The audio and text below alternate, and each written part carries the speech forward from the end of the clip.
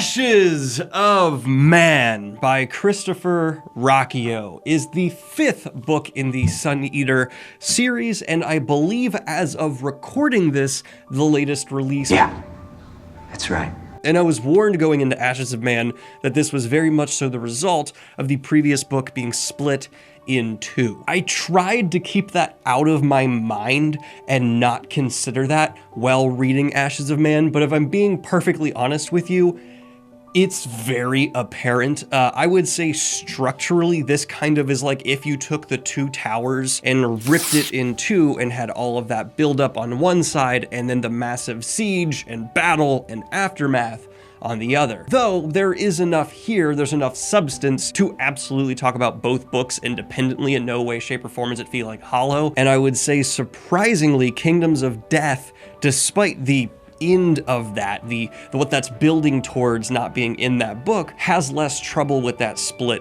than Ashes of Man does. Kingdoms of Death is just an emotional landslide down into just depths of depravity and shame and pain that I think few books have ever pulled off as successfully as Kingdoms of Death does.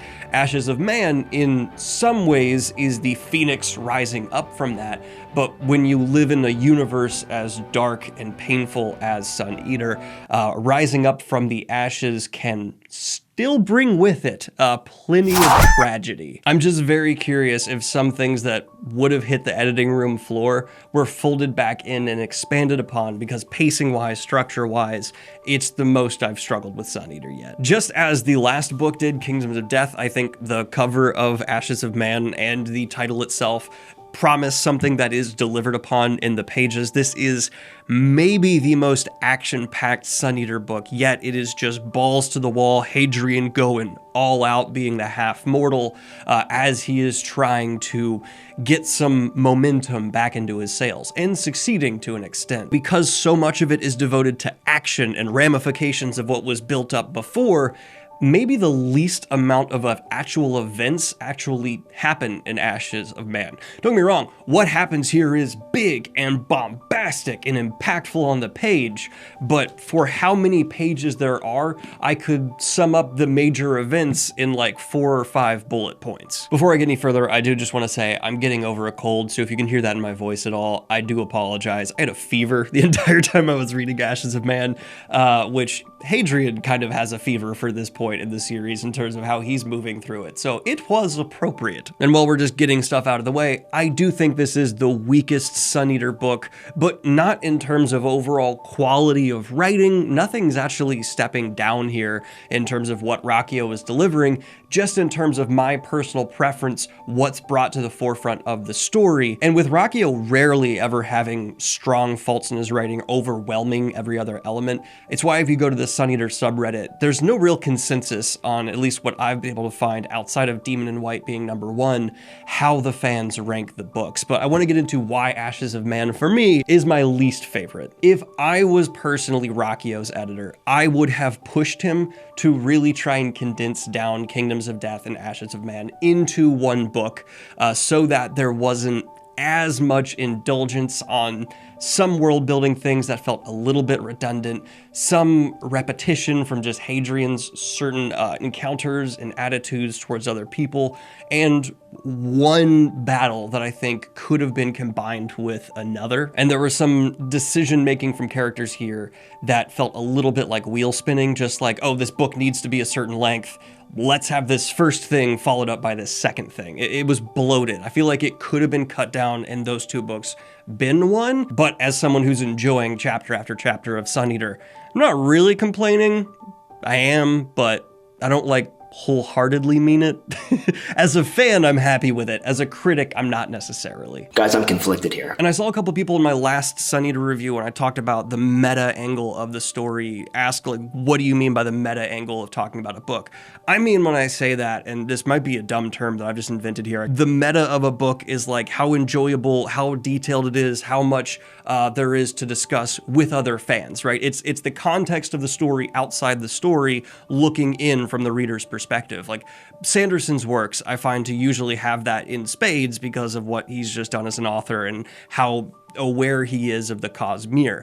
Whereas, like, there's some stories that have been talked about to such an insane extent that, like, trying to have a discussion about it in circles of fantasy, you kind of feel like you're just treading the same waters again and again and again.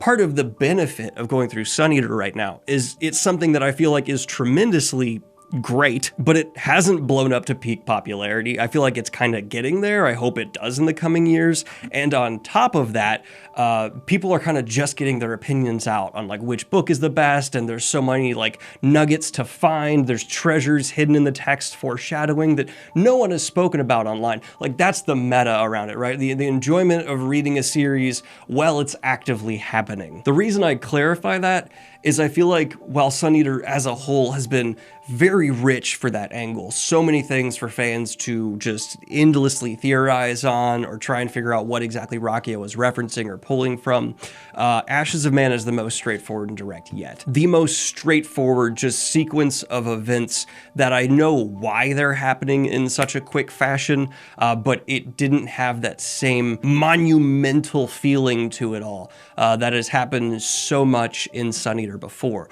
With exactly what happens here, I feel like that could be attributed to Hadrian just being in a terrible mental space and maybe not recounting stuff as lavishly as he has before, because we're getting into him at his most traumatized, and when you're writing about yourself at your most traumatized, you're probably going to be a bit more sparing with detail. There's also, I'm not sure if this is me reading into it too much, but throughout Suneater, this continual artificial healing of people, where certain things are replaced or fixed on Hadrian that he loses in horrific events throughout the series, but he's never actually fixed the trauma, the pain that was inflicted by going through that stuff. And it's this surface level healing. And I feel like that's going to come back into play, especially in probably Disquiet God and whatever's going to come after that, in a big way. Because yeah, you can fix an arm, you can put fingers back, but does that mean the experience of having these things taken from you, the pain, is actually gone? No, and that's very much so reflected in how erratic Hadrian behaves at times. And I think the end of Ashes of Man, where he's very out of control, though I'm veering too close to spoilers territory there. I will just say though, we see Hadrian at his most reverent for the Empire here, but then take his most anti-Empire action yet. And I'll stop at that. Kingdoms of Death delivered haymaker after haymaker after haymaker emotionally, and was all about taking this character who has arisen to what feels like a Greek demigod status. He is Achilles of Troy vibes, that is Hadrian, and bringing him back down so that he can come back up for the, last oomph of the series, and it continued to have structurally that underdog feeling, or that, hero you always want to get behind, as opposed to just tyrant on top, which he was in danger of getting to at times. But because it's split into two books, they try to continue some of that payoff, and there's a final knife that I feel like if it was in the same book that Kingdoms of Death was, could have been so much more painful and so much more vividly felt. But because we went to this whole other book and there was this other side quest that felt a little unnecessary, that knife's timing just felt a little bit awkward to me. And it's a shame because it's a huge deal for the series as a whole. And because they're two separate books and it was foreshadowed so heavily in the book prior, it kind of got to this point where I was like, okay, is it gonna happen? No, oh, it's not happening now. Oh, it's happening, okay. Now what happened? I'm sounding a little too negative here. This was still a really good book. I've just talked so much about Suneater's positives and greatnesses at times that when there is actually negatives to be discussed, I feel like I'm being less redundant getting into that here. I mean, so much about the prose, character work, world building, just take previous reviews, copy paste it here for Ashes of Man. I mean, I'm still loving all the different nuances of getting to know the Emperor better, the political angles and character work that's happening with Hadrian. And someone left a comment on my last Suneater video. Go find this comment and upvote it, because this person deserves all the credit. Suneater is like if the main character was Lysander from Red Rising, but put him in this world and make him the good guy. Yeah, that's so apt. Lysander is a hell of a lot like Hadrian, which is funny because there's a character in this series called Bysander who I love, and we'll get into in the spoiler-filled section for how they played here in Ashes of Man, because I'm actually going to sound way more positive in the spoiler-filled section because I just can't get into the details that I did like without spoiling it. Couple last minute character things here that bugged me a little bit. Hadrian's musings about women. It comes across as Wheel of Time, which is like, you know, the boys in Wheel of Time's musings about women, I've always said are a little bit cringe. Hadrian's as well. He's guilty a little bit, I feel like, of fetishizing Volca, of holding her up on too high of a pedestal, which, you know, when you're super in love with someone, you do that. But they've been together for like hundreds of years at this point, and I'm like, you should probably bring that a little more down to earth, bud. Although I do like the detail that just Hadrian has no poker game with Volca whatsoever. My guy can't hide shit from her. And I guess this isn't spoiler filled enough because she's literally on the cover. We get some Volca perspective in this, which was really enjoyable. I liked following her recounting of some events that Hadrian wasn't a part of. And I don't know if we get more of that in like the Tales of Suneater stuff, but if we do, I'll absolutely be checking that out because Volca's perspective, something I really, really value in this narrative for sure. Yes, Ashes of Man, still really, really good. Definitely my least favorite Suneater book so far. I'm gonna rate it a 7 out of 10. It's a little awkward. It's a really well done meal that was just served to you a bit too spread out and indulgently from the kitchen. So that's my spoiler-free thoughts there. If you would like to go ahead and not be spoiled, I recommend you click off the video. I gotta get out of here. But now, let us go ahead and talk about spoilers. So 3, 2, 1, spoiler talk! So Ashes of Man picks up like a day or a few hours after Kingdoms of Death, part of that whole one book being pulled into two situation. And it feels like we just start getting hit after hit after hit for reveals. Gibson being the father of Augustin, who orchestrated an attempt on Hadrian's life. Volca's very clearly foreshadowed death. We get the reveal of this cancer virus that's being worked on, which, face value, horrifying. The funniest moment in all of Suneater happens where a bunch of people hide from like a Roomba. That made me laugh out loud. And I like this paranoia angle that's tied in on the first mission, that we get someone the enemy killed, the techno wizard as my brain's referring to them, but we don't know if they're dead, right? Like, cause you can murder the shit out of someone in Suneater, but because the way everything's been set up, you don't know if they're gonna actually die. And yeah, there's Hadrian's way of escaping stuff, which is far more immediate, but other people have other ways in terms of cloning and consciousness downloading. The only real special advantage Hadrian has is how his is the odd reality manipulation in the now, which is a small thing, but has, of course, tremendous implications and is far more powerful. All those reveals are nice. The foreshadowing is a little too much for Volca's death, in my opinion, but it's that conflict at the end of that mission where Hadrian's almost taken prisoner again and he's rescued last minute, where it didn't necessarily work for me. I like having the person who gave him the sword show up and free him and give him like a pass for having the sword broken. It's just, there was so much structurally where I see how things could have been done more efficiently. And again, I'm trying not to let the fact that I know these books were split in two affect my review, but I feel like I would have felt this either way. I do want to say, I don't think Volca's character has been handled perfectly throughout this entire series in terms of just some comments made her way towards villains where I'm like, are we stepping into the all villains or R-wordist territory? Like, we don't need to do that. I get the use of sexual violence throughout the course of war is a very common thing that probably unfortunately will follow humanity into the far, far distant future.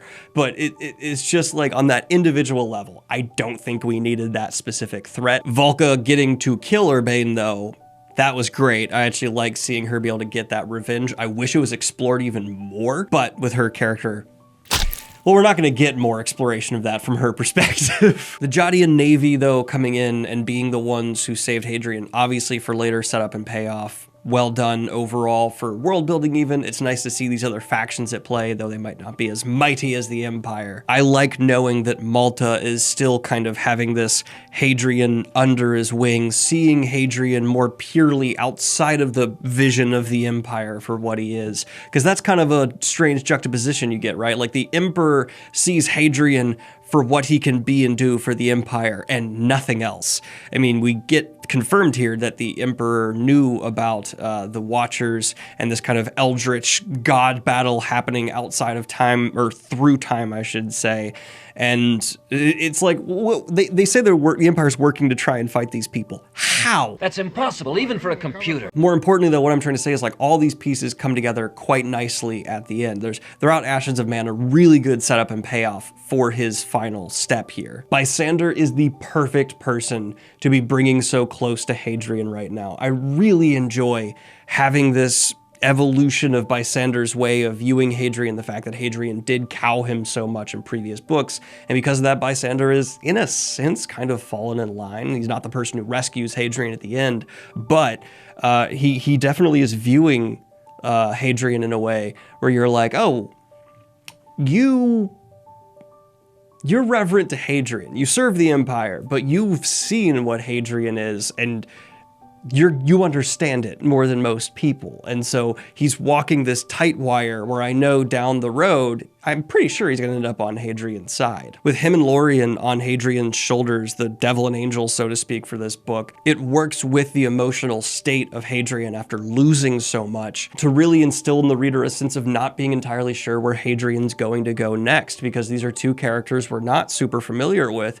who now, just due to the level of lack of friends that Hadrian's having to deal with, are now trusted confidants in a way. They have his ear far more than they ever did before. And I like the small note that their reverence is kind of there for Volca as well. I mean, they see her as his quote-unquote witch, but because of her proximity to him, she has the same level of like trust, and just whatever's coming from you two is going to be a big deal. It's going down, up. Literary comprehension check for past Daniel. Of course Hadrian writes about Volca in a fetishized, put her on a pedestal way, because she fucking died. I didn't catch that until I was editing this video, and now if you're here for the spoiler section, you get to see this correction, where if you're not, you'll just have not read the book, so you don't care and you can't call me out on it. I didn't say I was done motion sensing lights. I will say one big subversion that Ashes of Man pulled off is I thought the Emperor was going to die here. I thought that was going to be a tremendous upheaval. The Emperor was going to die as a result of Hadrian giving up his location when he was tortured, and Alexander was then going to have, through knowing that, Hadrian even admits it at one point, a very valid reason for going directly at Hadrian, able to tell the Empire that Hadrian was the one who resulted in the Emperor dying. But no, the Emperor makes it out alive, and Alexander is just now a political rival to Hadrian and hates him for some actually valid reasons, subtly if you look for it there, and I believe just insecurity. I certainly didn't expect Alexander to hate Hadrian to the point where he tried to have him assassinated, and I actually thought that was going to be the moment that Volca first died. There were a few different fake out Volca deaths for me in this. Okay, I kind of see it, because he certainly, I think, is motivated out of fear of Hadrian more than anything else. And I do believe the Emperor is going to die in the next book, and then we're going to see Alexander set up to be someone who tries to take that mantle, but is not nearly as good a leader as his father was, because this book very much so lets us know, despite Hadrian's disagreements with him, despite his errors, Emperor William, I think should I be calling him that? I don't know, is a great leader. Like, he actually is someone who Hadrian respects immensely, despite Hadrian's valid reasons for having serious problems with him, to the point where he just punches him in the face. You hit me. Yeah. That transition, though, it's the perfect time to talk about why Volca's death. Well, I feel like, yes, that note was stretched out for far too long and didn't drop at the right time. The actual just dispassionate killing of her was mega effective. I mean, Suneater as a series is as dark and cold as the universe is a lot of the time. It feels... you have to find the beauty in this series, stars to latch on to, and losing Volca, it did just feel like having one of those stars snuffed out. And Hadrian's mourning of her was very effective, and then there became this kind of clash at the end where it's like the story needs to keep moving and he needs to keep mourning, and so we have that moment where I think the Emperor is playing Hadrian. Like, that's what's happening here. Hadrian, there's either the emperor is stupid and didn't realize that talking about Volca in that way would get that reaction from Hadrian, or Hadrian's being played. And I'm pretty sure it's the latter, because he literally says like Volca's just a nothing to this guy who's actively not handling having an audience with you well at all. What did you think your reaction was going to be? And I think he gets what he wants. I think he wants to be able to just throw Hadrian in a place where he'll have complete control over him, run whatever tests he wants, and he wanted an excuse to do that. And Hadrian drawing his blood, done. He's got exactly what he needs. I don't think that conversation went exactly the way he thought it was going to, but he got to the end goal. And I think the emperor decided to do all of that when Hadrian wasn't falling in line and not partaking in the negotiations exactly as he wanted to. He was questioning him, he was hesitating. And that's when the emperor fully realized, like, you're not my man. And as the emperor, I can't let that happen. And I think that scene was genius. It was so frustrating. And I'm not saying Hadrian was wrong in that scene, because he's the one who understands the Cielcid enough to be like, that's not gonna work. But obviously the emperor doesn't understand that. And so, yeah, it's that intelligent kind of conflict where you have Hadrian being right, but he can't explain it, or he's too arrogant to take the time, or the time's just not there. And so the end result is this clashing between him and the emperor. And I think we saw the ramifications there on out. Now, I know what you're thinking. There's two possible plays here from the emperor. Option 1 and option 2. Option 1 is he's intentionally sending Hadrian off because he wants him to be controlled. This, I think, is most likely. The counter for it is, well, he did say he wanted Hadrian to be like a son. He did offer a marriage. And I'm not saying he wasn't open to option 2. I think this meeting with Hadrian was a test. He knew one of two outcomes was going to come here. And as soon as Hadrian rejected the marriage, then, okay, I don't view you like a son anymore. This option is gone. And you're coming in to be controlled. I fully think both were open at the start of that scene, hence why the proposal was made, but it was a test. And I think Hadrian failed the test. Now that final step we talked about a while ago, that comes back into play. And yeah, it's so well set up seeing, I almost want to call him Lorne, not Lorne. Lysander and Lorien working together to get Hadrian out of his doomed sentence and off into the Jadian Empire for an actual safe place for him to run. We know he's not going to stay down there. He's not going to just live out the rest of his years, and instead, we're probably going to see, I guess, to quiet God is Hadrian truly work for not the Empire, but whatever the quiet path has set him on. If Hadrian, with the ramifications of Volca's death, still wants to do that, because we have him in this book theorizing about whether or not that was hidden from him, and we don't really get a direct answer of what his reaction will be if it is something that was hidden from him. I liked all the parallels and callbacks to Emesh. It's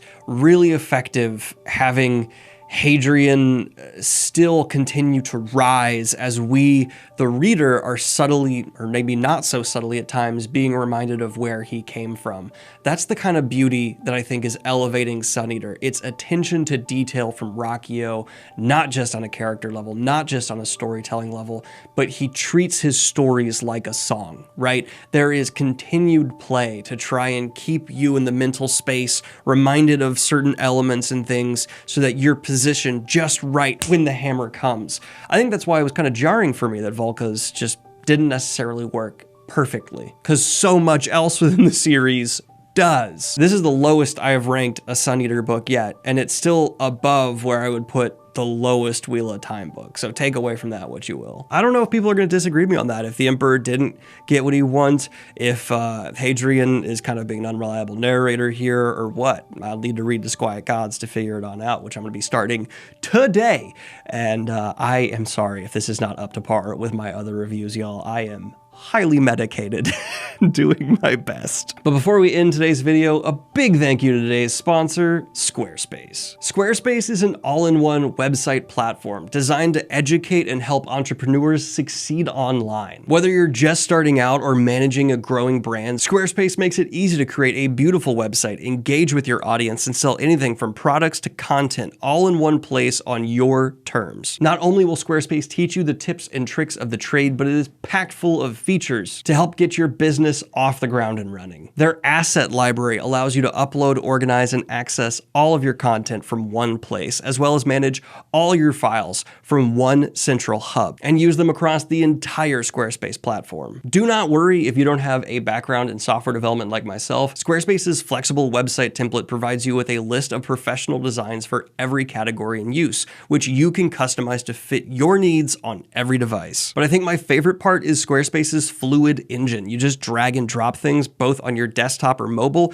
and unlock your creativity like never before. Whether it's blogs, email campaigns, appointment scheduling, or restricted member areas, they've got everything you need to get started. So go on over to squarespace.com for a free trial today. And when you're ready to launch, go to squarespace.com/Daniel Green for 10% off your first purchase of a website or domain and get your business up and running today. But like and subscribe if you have not already. Hit the Patreon if you want to support what I do here. Ad rates are an all-time low for YouTube, so even $1 a month to watch the ad blocker guilt-free helps so much.